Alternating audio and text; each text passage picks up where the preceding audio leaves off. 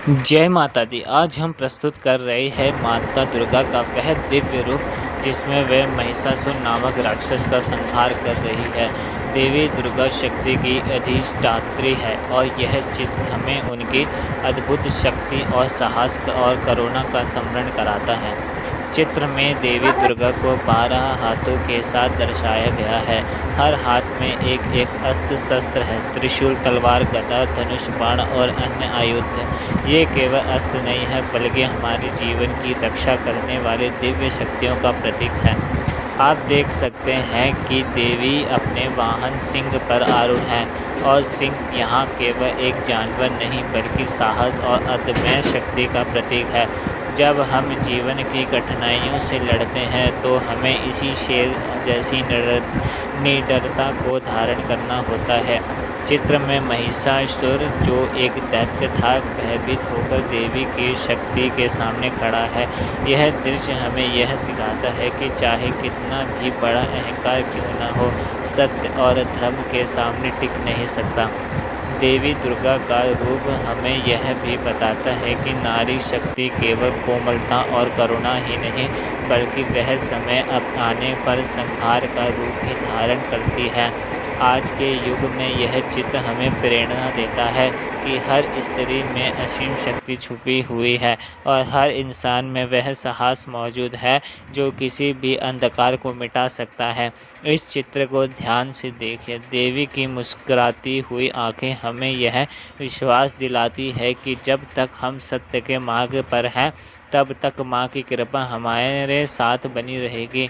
महिषासुर का पराजय होना हमें याद दिलाता है कि बुराइयाँ चाहे कितनी भी बड़ी क्यों ना हो, एक दिन उसका नाश निश्चित है।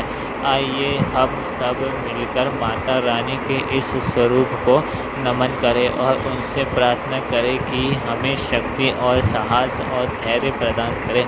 जय माता दी। जय माता दी। जय अम्बे। जय दुर्गे। नवरात्रि की इन गाथाओं में एक कथा अत्यंत प्रसिद्ध है महिषासुर मर्दनी की। कहा जाता है कि महिषासुर एक महादैत्य अपनी कठोर तपस्या से भगवान ब्रह्मा से वरदान प्राप्त करता है कि कोई देवता या असुर उसे पराजित न कर सके। इसी अहंकार से वह भरकर वह तीनों लोकों में उत्पात मचाने लगा।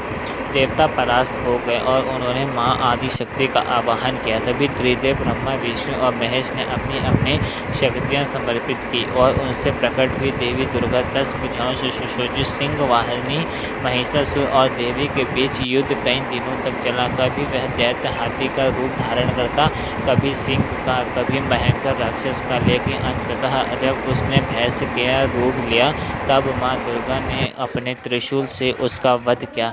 इस प्रकार माँ ने संसार को भय और आतंक से मुक्त कराया, इसलिए उन्हें महिषासुर मर्दिनी कहा जाता है, यानी महिषासुर का अंत करने वाले।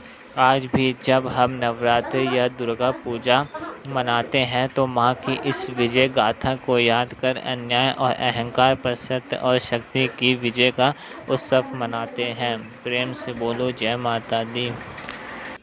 प्रेम से बोलो जय माता दी। सारे बोलो जय माता दी। मिलकर बोलो जय माता दी। आवाज़ नहीं आई जय माता दी। जयकारा शेरा वाली दा बोले साचे दरबार की जय। तूने मुझे बुलाया शेरा वाली, मैं आया शेरा वाली। ओ तूने मुझे बुलाया शेरा वाली, मैं आया शेरा वाली। ओ शेरा वाली।